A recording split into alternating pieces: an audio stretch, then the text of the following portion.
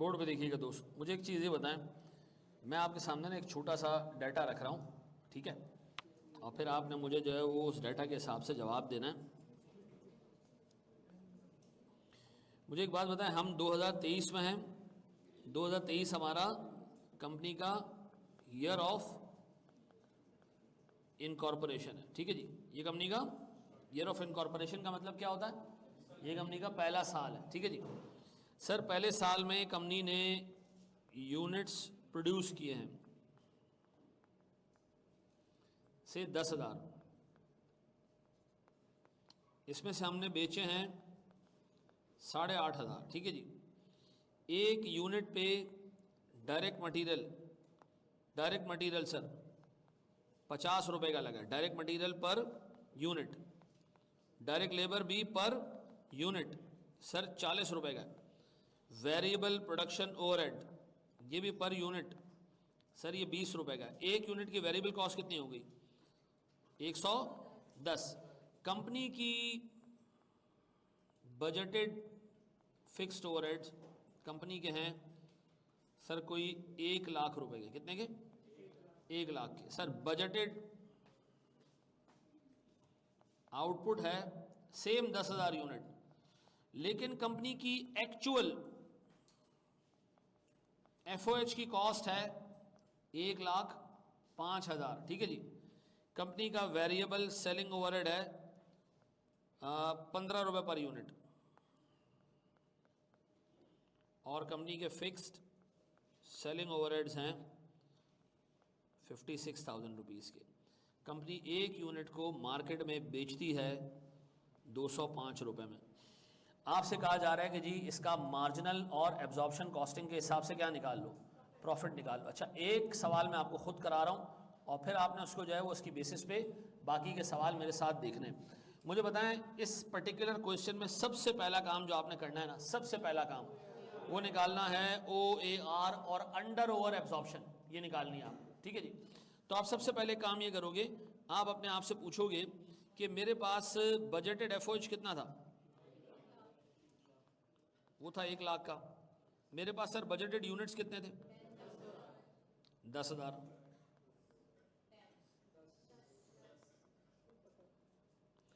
ये आ गया सर मेरे पास 10 रुपए पर यूनिट, ऐसा। अब बताओ, मैंने अप्लाई यानी कस्टमर से रिकवर इस साल यूनिट्स प्रोड्यूस किए 10,000, मैंने दिमाग बना लिया कि मैं कितने पैसे रिकवर करूंगा, 1,00,000, पूरे 1,00,000, और मेरा खर्चा कितना है?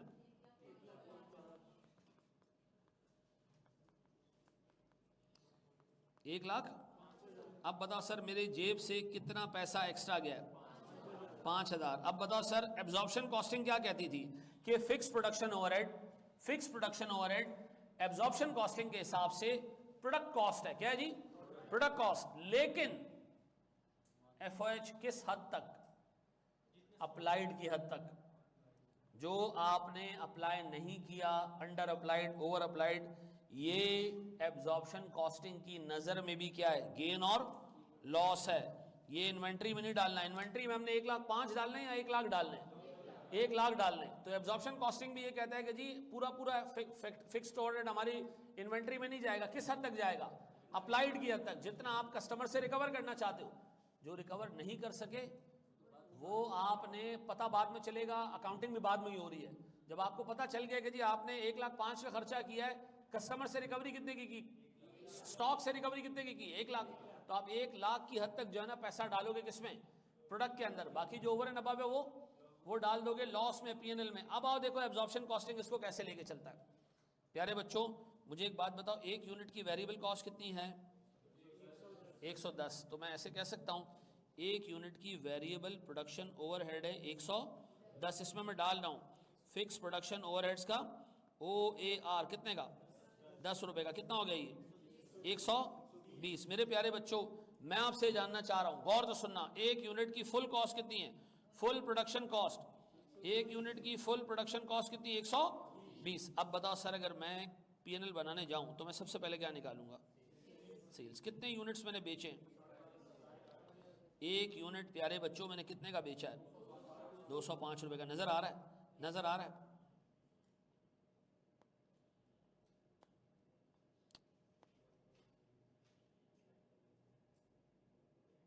ना ना ना, नजर आ रहा है तुम लोगों को? ठीक है, यहाँ देखो 200 कितना, 17,42,500, ऐसा ही है मेरे बच्चों। Less cost of good sold, cost of good sold में ओपनिंग स्टॉक है कुछ नहीं सर, क्यों? ईयर ऑफ इनकॉर्पोरेशन है सर। फिर कॉस्ट ऑफ गुड्स मैन्युफैक्चर्ड। अच्छा, ये आसान तरीके से भी बता देता हूं, मुश्किल तरीके से भी बता देता हूं। आसान तरीका क्या है, तुमने कितने यूनिट बनाए? 10,000 मल्टीप्लाई बाय 120 क्या आ जाएगा? 12 लाख। 12 लाख 12 मिलियन 12 लाख। अच्छा, 12 लाख रुपए की आपकी क्या आई है? Manufacturing cost. ये मैन्युफैक्चरिंग कॉस्ट ऐसे भी कैलकुलेट की जा सकती थी। बताओ डायरेक्ट मटेरियल कितने का लगा है? एक यूनिट पे 50 रुपए का मटेरियल लगता है। 10,000 यूनिट तुमने बनाए, कितने? 5 लाख। एक यूनिट पे डायरेक्ट लेबर लगता है कितने का? 40 का। तो 10,000 यूनिट्स पे 4 लाख। एक यूनिट पे वेरिएबल प्रोडक्शन ओवरहेड्स सर, एक यूनिट पे लगता है 20 रुपए, और यूनिट कितने? 10,000 तो 2 लाख। अब बताओ फिक्स प्रोडक्शन ओवरहेड 1,05,000 है, 1,05,000 है। इधर कितने डालूं? इधर मैं 1,05,000 नहीं डालूंगा, इधर सिर्फ अप्लाइड की हद तक जाएगा। कितना? 1 लाख। कैसे आया ये सर? 10 रुपए पर यूनिट मल्टीप्लाई बाय 10,000 कितना आ गया? अब बताओ ये मिला के कितना हो गया? 12 लाख। क्या ये 12 लाख आ गए? अब सुनना जरा, दिमाग लगाना, ये 12 लाख रुपए इधर आ गए। इसमें 1 लाख रुपए का फिक्स ओवरहेड चार्ज हुआ है, 1,05,000 का नहीं चार्ज हुआ, ये दिमाग में रखना। अब बताओ क्लोजिंग इन्वेंट्री कितनी है? 1500 यूनिट। किस रेट से इसको मल्टीप्लाई करूं? क्या आता है सर ये? 1 लाख। अब बताओ मेरा sir cost of goods sold कितना है? नेट करो इसको, नेट करो कितना? 10,20,000। सही कह रहे हैं बच्चे, सही कह रहे हैं बच्चे। मेरा सवाल है, इस कॉस्ट के अंदर आपने 1 लाख रुपए का फिक्स्ड ओवरहेड चार्ज किया है या 1,05,000 का? 1 लाख का। बताओ जीपी कितना आ रहा है? 7,42,000 22,000। अब मैं कह रहा हूं रुको रुको रुको भाई, इस पर्टिकुलर प्रॉफिट के अंदर पूरी फिक्स्ड ओवरहेड की कॉस्ट चार्ज नहीं हुई है, कुछ पैसे रह गए, अभी चार्ज कर लो। किस नाम से?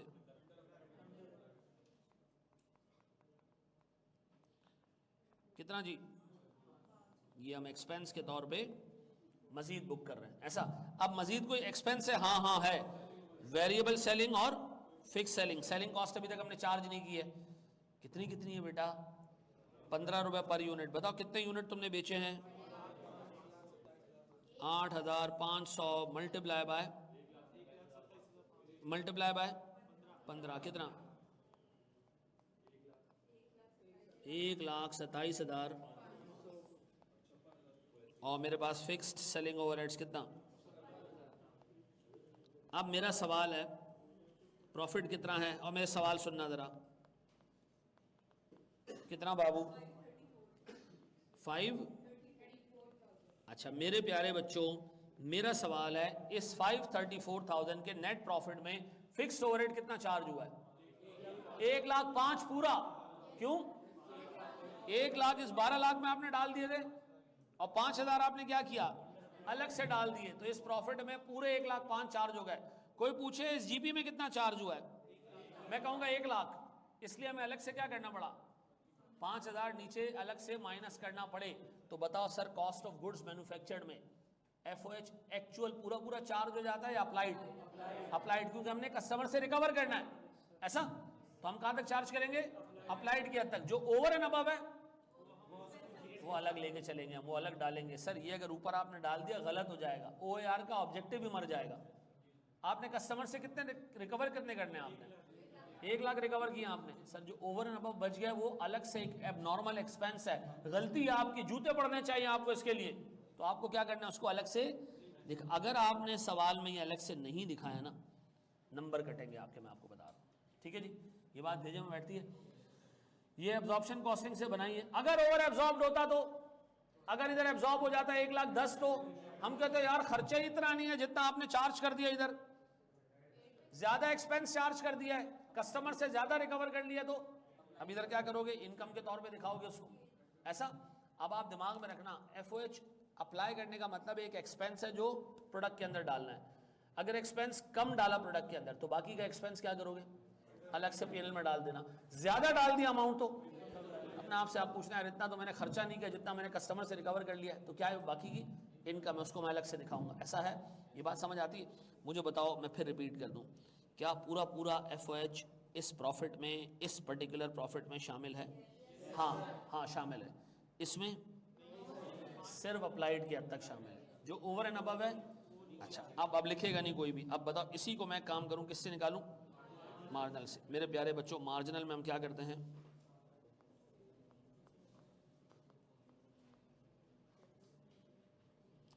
बोर्ड पे देखना, मार्जिनल में सेल कितनी होगी जी? 8,500 इनटू, यार एक बात बताओ, मार्जिनल में सेल ज्यादा आनी चाहिए या एब्जॉर्प्शन में? और सेल एक ही होती है मनुष्यों। कस्टमर आपके पास आ रहा है, आप कह रहे हैं जी आपके लिए प्राइस है 205 क्योंकि हम मार्जिनल चार्ज कर रहे हैं, बराबर वाले से खरीदोगे वो एब्जॉर्प्शन पे चल रहा है, आपको यूनिट 210 का पड़ेगा। नहीं, ऐसा नहीं है। प्राइस आप कस्टमर से चार्ज करते हो या अकाउंटिंग के मैकेनिज्म हैं दोनों। ठीक है जी। अब बताओ जी क्या आ रहा है सर?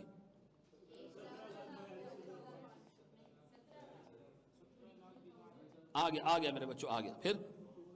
फिर जी कॉस्ट ऑफ, इसमें सबसे पहले मेरे प्यारे बच्चों ओपनिंग स्टॉक, 2 मिनट रुक जाओ बेटा, 0 कॉस्ट ऑफ। अब बताओ मेरे प्यारे बच्चों, इसमें तो सिर्फ वेरिएबल कॉस्ट आएगी। अब बताओ वेरिएबल कॉस्ट है कितनी? 110 नजर आ रहा है? यहां ले लें हम 10,000 यूनिट्स इनटू क्या रही है? 11 लाख। फिर क्लोजिंग स्टॉक कितने हैं?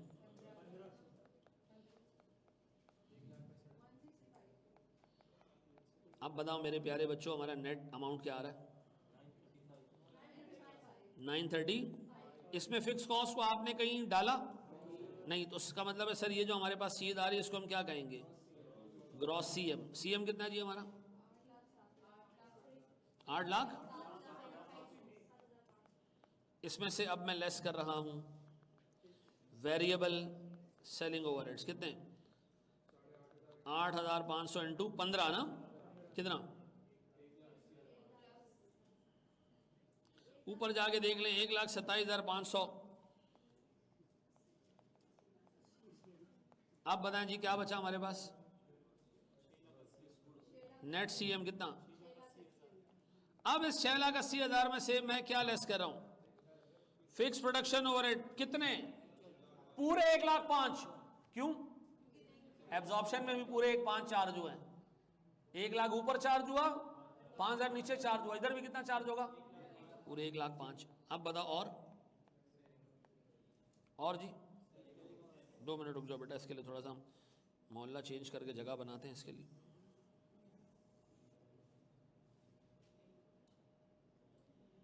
अब बताओ जी फिर फिक्स सेलिंग ओवरहेड्स कितना? 56,000। मेरे प्यारे बच्चों जरा बताओ, 5 लाख ऊपर कितना था? 5,34,000। इधर कितना है? 5,19,000। ऐसा है, रिकंसिलेशन हम बनाते हैं जब तक आप इसको आसान भाषा में कॉपी करें। यहां से ओवर अप्लाइड को इनकम बना के ऐड करके दिखाएंगे। बिल्कुल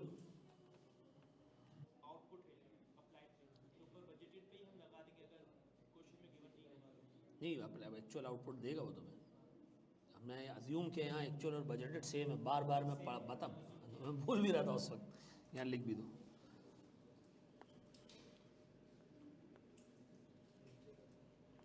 इतना मारूंगा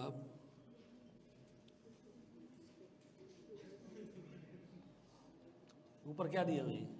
एक्चुअल यूनिट्स प्रोड्यूस। दूसरे वाले आपने कॉस्ट ऑफ गुड्स में समझ आ गया, फर्स्ट वाले में 120 वाला बता दें। ये कल की क्लास नहीं ली थी क्या? हैं? कल की क्लास नहीं ली थी? जितने लोग आज आके बैठे हैं उनको कुछ समझ नहीं आएगा। आप घर जाएं, छुट्टी करें और ये लेक्चर दोबारा लें। और मैं आपको बता देता हूं, लास्ट टाइम इससे 19 नंबर का सवाल आया था, ताकि आपको थोड़ी गैरत चढ़े।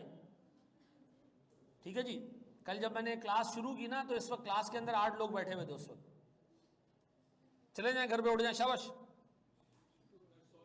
हैं? नहीं, जिसने ऑनलाइन घर जाके लेक्चर नहीं देगा, मेरी तरफ से छुट्टी करे वो।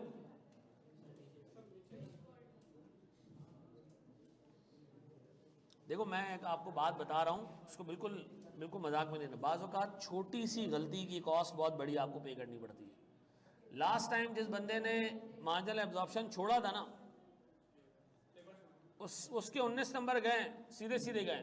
ठीक है जी, ये मैं आपको बता दूं। हैं? नहीं, उसको फिर अब ले रहा है तो आपको फायदा नहीं होगा, शायद इस दफा ना आए। अब इस दफा इन हरामखोरों ने इस चक्कर में छोड़ दिया होगा कि ना आए। नहीं आएगा 10 नंबर का, ये बड़े लंबे टाइम से नहीं आ रहा, तो अभी 2-3 दफा जब तक उसका दिल नहीं भरेगा। हैं? जी बेटा, ठीक है, निकाल, डायरेक्ट निकाल। हाँ, लेकिन अभी दिमाग में रखना, अभी यहाँ ओपनिंग स्टॉक आएगा तो मामला चेंज हो जाएगा, फिर डायरेक्ट हो नहीं पाएगा, क्योंकि ओपनिंग स्टॉक की जो कॉस्ट होगी वो उसकी कॉस्ट पर यूनिट कुछ और होगी। ठीक है ना, वो फिर वहाँ मसला आएगा।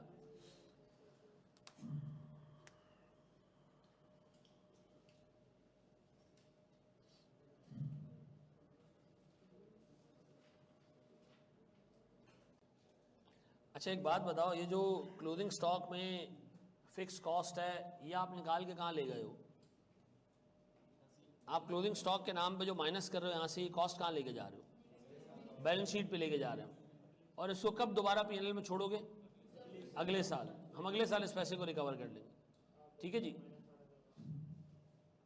तो याद रखना, जो खर्चा आप कर रहे हो या तो इस साल पीएनएल में चार्ज हो जाएगा या अगले साल हो जाएगा।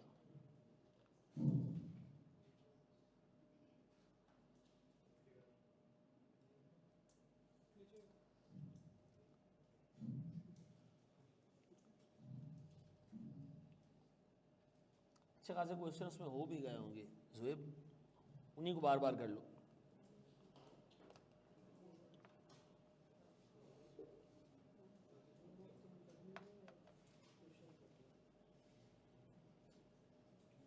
नहीं होगा ना फिक्स मार्जिन के अंदर? हाँ, पूरा चार्ज हो जाएगा, वही तो डिफरेंस का बायस बन रहा है क्लोजिंग स्टॉक पे लोडिंग की वजह से। एक बात बताओ, दोनों मेथड्स में पूरे 1,05,000 पीएनएल में चार्ज हुए हैं, तो फिर प्रॉफिट डिफरेंट क्यों आ रहा है?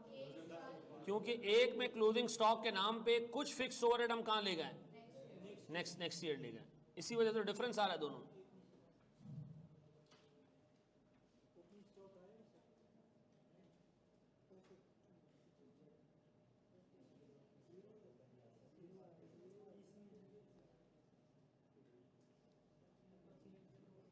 समझ आ गया मरियम मैंने क्या बोला बेटा?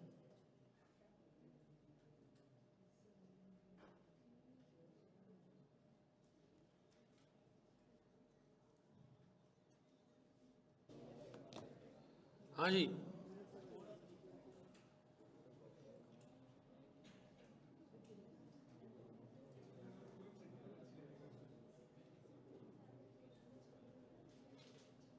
बढ़िया, हम आगे।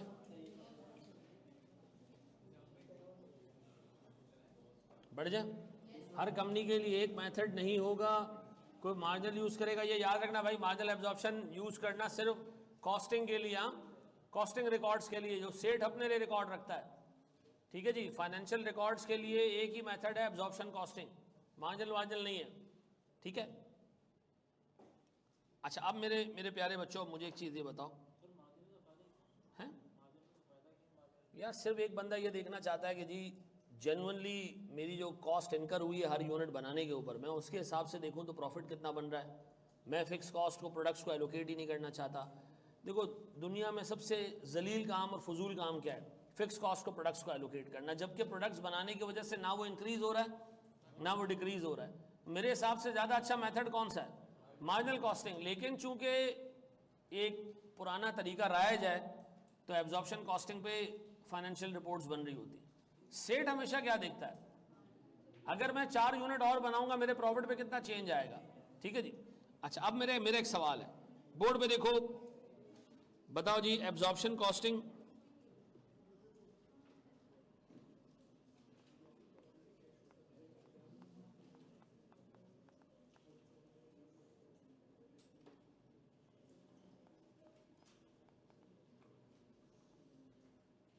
मार्जिनल कॉस्टिंग बोर्ड पे देखिएगा दोस्त। देखो एब्जॉर्प्शन कॉस्टिंग में फिक्स प्रोडक्शन ओवरहेड्स आपने गुड्स को चार्ज किए कितने, 1,00,000, और बाकी अमाउंट आपने क्या किया, पीएनएल में चार्ज कर दिया। ऐसा किया या नहीं किया, बोर्ड पे देखना। मार्जिनल कॉस्टिंग में आपने क्या किया, आपने गुड्स को कुछ चार्ज नहीं किया, आपने पूरा उठा के कहां चार्ज कर दिया, पीएनएल में पूरे 1,5 चार्ज कर दिया, पक्का। अब फिर आपने क्या किया जनाब, आपने इसमें से माइनस किया क्या चीज, क्लोजिंग स्टॉक। जब क्लोजिंग स्टॉक आपने माइनस किया ना, कितना कितना क्लोजिंग स्टॉक, 1500 यूनिट, और एक यूनिट पे कितना फिक्स्ड ओवरहेड है, कितना हो गई, 15,000। आपने 15,000 यहां से हटा दिए, हटा दिए, हटा दिए, हटा दिया। अब बताओ नेट कितना रुपया पीएनएल में चार्ज हुआ, कितना, 90 है पक्का। यहां कितना चार्ज हुआ है, यहां पूरा 1,05,000 चार्ज हुआ है। एक सिस्टम में सिर्फ 90,000 पीएनएल में चार्ज हुए, और एक सिस्टम में 1,05,000 रुपए चार्ज हुए। किसके अंदर कम खर्चा चार्ज हुआ है, एब्जॉर्प्शन के अंदर। तो आप चेक करो एब्जॉर्प्शन का प्रॉफिट कितना है, 5,34,000, और मार्जिनल का प्रॉफिट कितना है,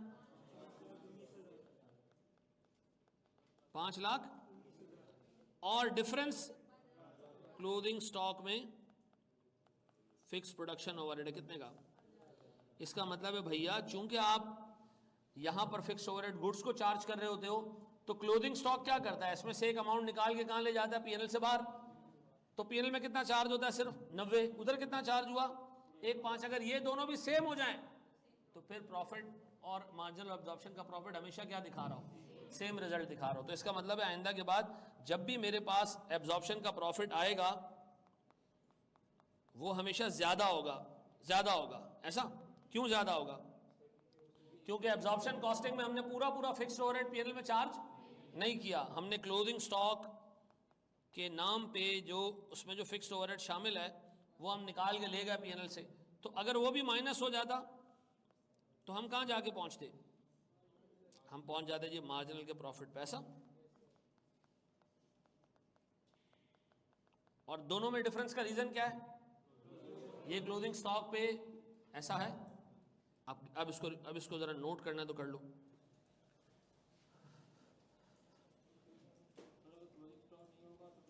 क्लोजिंग स्टॉक नहीं होगा तो फिर तो जो खर्चा आया सारा पीएनएल में चार्ज हो जाएगा ना, प्रॉफिट सेम आएगा, बिल्कुल सीधी बात है।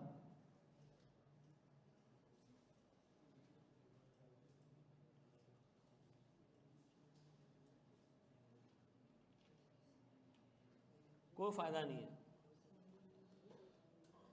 मेरे प्यारे बच्चों। 90,000 कैसे आया, 90,000 कैसे आया, इन 3 फिगर को बेटा कैलकुलेटर में डाला, प्लस का निशान दबा दबा के, और जब यहां पहुंचे तो इक्वल्स टू का निशान दबाया तो ये निकल आया। हाँ जी 15,000 माइनस ही करने हम। अगर ओपनिंग आज आ रहा है बेटा, आ रहा है, रुक जाओ।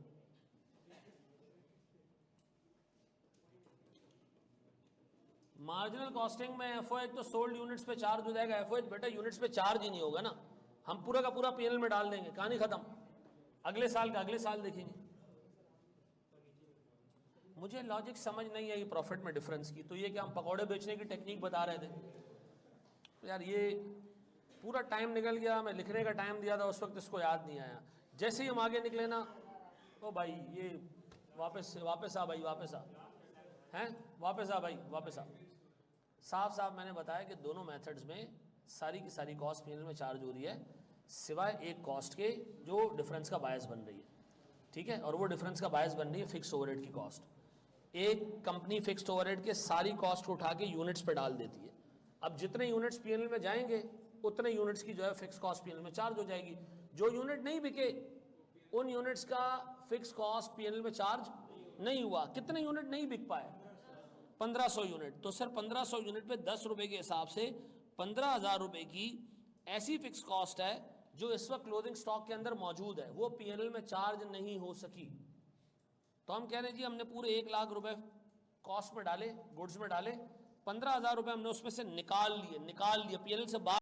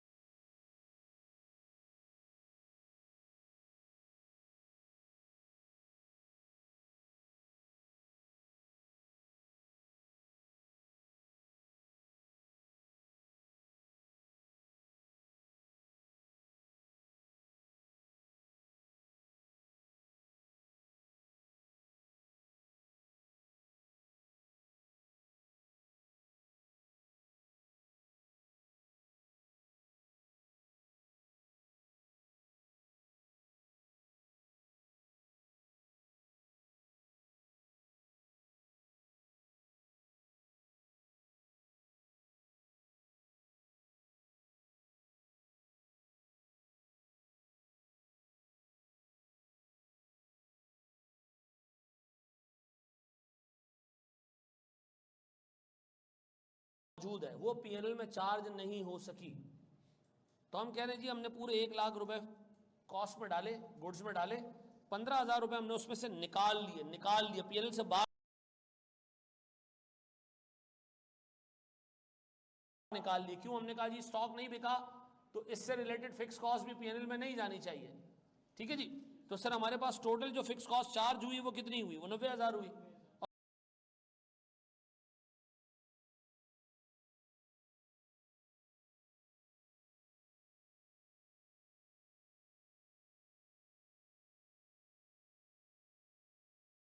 दोनों के क्लोजिंग स्टॉक की वैल्यू में फर्क देखो आएगा दोनों के। अच्छा आप ये तो मैं चलो इस तरह समझा रहा हूं ना, आपकी किताब में पता है किस तरह लिखा हुआ है?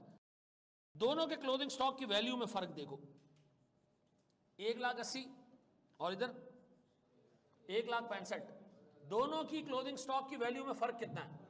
इसका मतलब है एक का क्लोजिंग स्टॉक ज्यादा है, वो ज्यादा बड़ी अमाउंट निकाल के पीएनएल से बाहर निकाल गया, और एक मेथड के अंदर क्लोजिंग स्टॉक कम है। तो मुझे बताओ किसने क्लोजिंग स्टॉक के नाम पे पीएनएल से एक बड़ा एक्सपेंस बाहर निकाला है? एब्जॉर्प्शन में। एब्जॉर्प्शन की क्लोजिंग स्टॉक हमेशा ज्यादा होगी क्योंकि वो ज्यादा बड़े रेट से मल्टीप्लाई हो रहा है। तो एब्जॉर्प्शन कॉस्टिंग वाले ने किया ये कि एक बड़ी अमाउंट पीएनएल से निकाल दी बाहर, और मार्जिन वाले ने सिर्फ 1,65,000 पीएनएल से बाहर निकाले। किस सिस्टम में एक्सपेंस कम चार्ज हुआ? एब्जॉर्प्शन के अंदर। एब्जॉर्प्शन के अंदर बेटा उर्दू जुबान में दोबारा समझा रहा हूं, क्लोजिंग स्टॉक ना पीएनएल से खर्चा निकाल के ले जाता है। ठीक है जी। मुझे बताओ किसका क्लोजिंग स्टॉक ज्यादा है?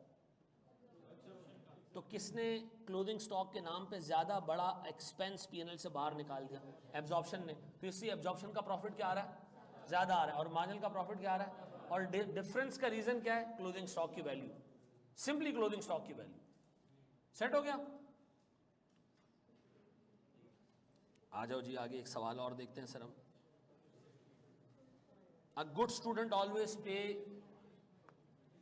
फॉर द मिस्टेक्स और inefficiency of a bad student, ये याद रखना। ये जब बीच में सारा काम चल रहा था उस वक्त तुमको याद नहीं आ रहा था कि अरे मुझे दोबारा पूछ लेना चाहिए। इससे पता क्या होता है, एक जेन्युइन स्टूडेंट डिस्करेज होता है सवाल पूछने से। आओ आगे देखते हैं यार जी, बोर्ड पे देखिएगा, बोर्ड पे देखिएगा, बिल्कुल बातें नहीं। मैं आपको दे रहा हूं सर एक डाटा, मुझे मार्जिनल नहीं चाहिए, मुझे क्या चाहिए, एब्जॉर्प्शन के हिसाब से। सर मेरे पास 2021 या से 2022 और 2023, इसमें हमारा करंट ईयर कौन सा है, 22। लख दी लानत।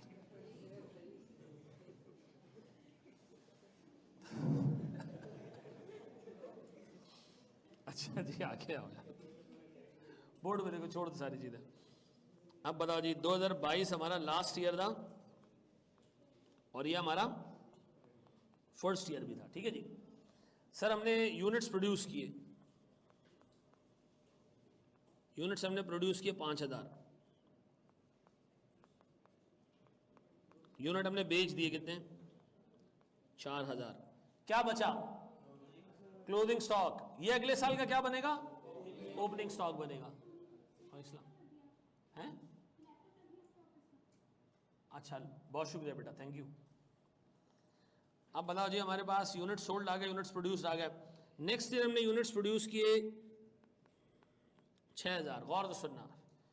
क्लोजिंग स्टॉक हमारे पास, sorry unit sold 4800, closing stock कितना बचा, लख दी लाना तो, हजार वो नए वाले भी थे उधर भी, पुराने वाले भी थे। अच्छा चलो आगे आ जाओ। अल्लाह की कसम अगर मैं यूं कर दूं ना, यूं कर दूं ना, तो तुम लोग तो चक्कर आ जाए कि ये पैदा हुए 6000, तो ये बिक कैसे गए 6200। ऐसे ही रखो इसको, ऐसे ही रखो इसको, ठीक है। हाँ इसको 6200 ही रखो। एक यूनिट की सेलिंग प्राइस यहाँ हम रख लेते हैं जी, करंट ईयर में 150, लास्ट ईयर थी जी 140 रुपये, या से 135 रुपये, ठीक है। एक यूनिट पे direct material, direct labour, variable production overheads, गौर से सुनना। सर मेरे पास डायरेक्ट मटेरियल एक यूनिट पे है 40 रुपये का, 20 रुपये का, 15 रुपये का, 45, 22, 18, ठीक है जी। अच्छा फिर फिक्स प्रोडक्शन ओवरहेड, गौर से देखना मेरे प्यारे बच्चों। फिक्स प्रोडक्शन ओवरहेड सर मेरे पास हैं कोई 50,000 रुपये की, ये क्या है जी, बजटेड। अच्छा फिर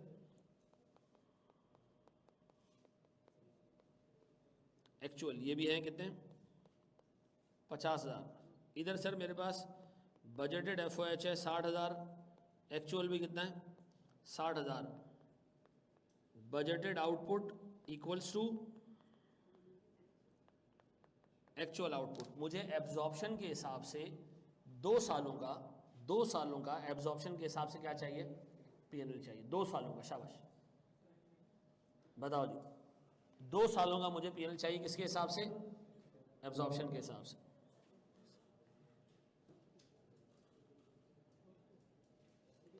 देखो मैंने उर्दू जुबान में लिखा है यूनिट्स प्रोड्यूस्ड, यूनिट्स प्रोड्यूस्ड में ओपनिंग स्टॉक शामिल नहीं होगा, ठीक है जी।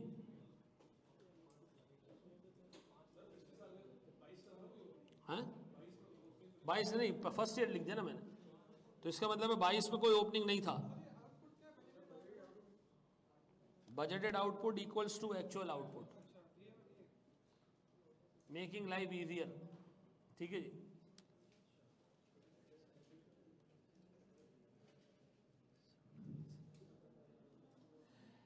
मैं हमजा भाई 2 मिनट आप फिर लेट हो, फिर बता रहा हूं।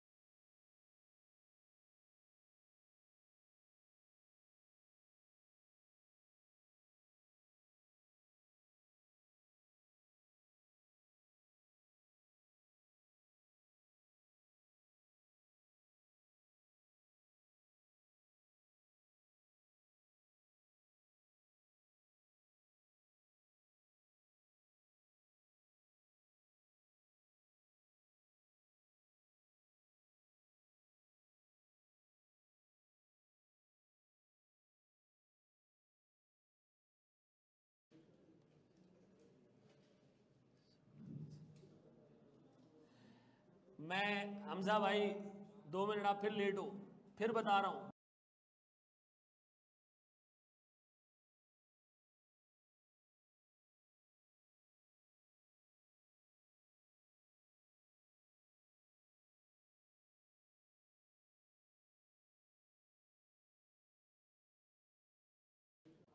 Budgeted output equals to actual output.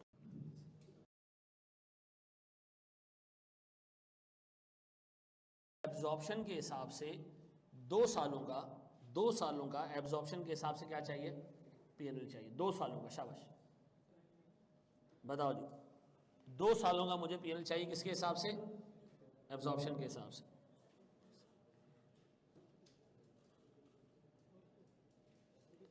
देखो मैंने उर्दू जुबान में लिखा है यूनिट्स प्रोड्यूस्ड, यूनिट्स प्रोड्यूस्ड में ओपनिंग स्टॉक शामिल नहीं होगा, ठीक है जी।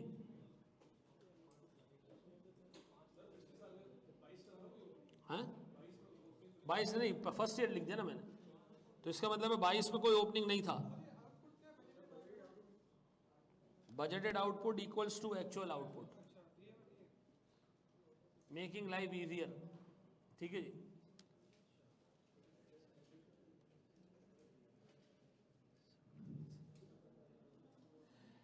मैं हमजा भाई 2 मिनट आप फिर लेट हो, फिर बता रहा हूं, दोनों मेथड का मुझे पीएनएल बना के दो, सिर्फ और सिर्फ और सिर्फ और सिर्फ किससे, एब्जॉर्प्शन से।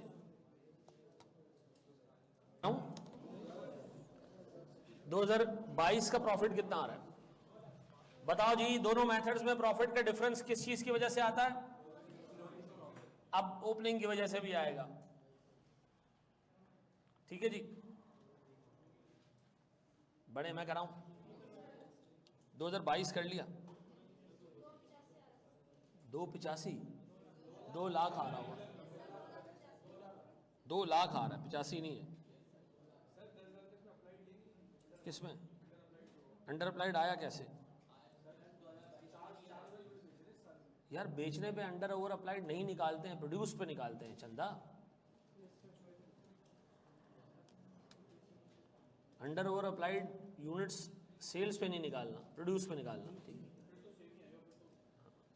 अंडर ओवर अप्लाइड आएगा ही नहीं ना, तभी तो अंडर ओवर अप्लाइड जब आता है जब बजट आउटपुट एक्चुअल आउटपुट में फर्क हो, या बजटेड कॉस्ट और एक्चुअल कॉस्ट में फर्क हो। अगर ये दोनों बराबर हैं तो नहीं आएगा।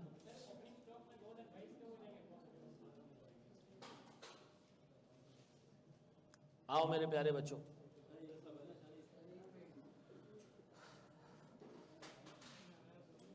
क्यों, क्या बोल रहे हैं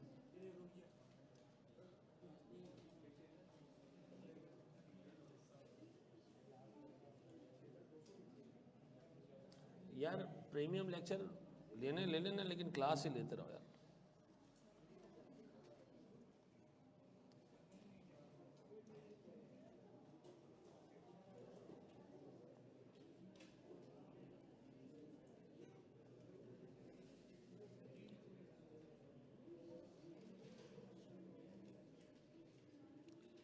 आज फिर दिल ने एक तमन्ना की,